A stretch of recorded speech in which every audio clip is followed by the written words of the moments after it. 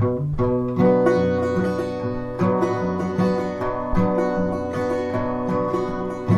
went down to the Hazelwood because the fire was in my head.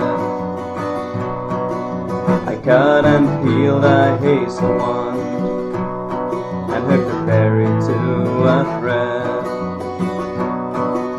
And when white moths were on the wind and wrong stars were shimmering out,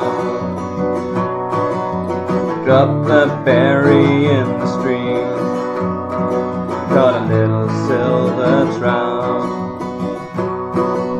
And when I laid it on the floor, time to blow the fire aflame, something rustled on the floor, and someone called me by my name. It had become a glimmering girl, with apple blossoms in her hair. She called me by my name and ran and faded through the brightening air. Though I'm old with wandering through hollow lands and hilly lands, I'll find out where she has gone and kiss her lips and hold her hand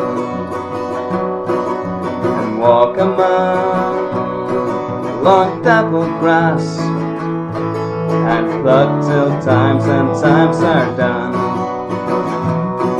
the silver apples of the moon, the golden apples of the sun.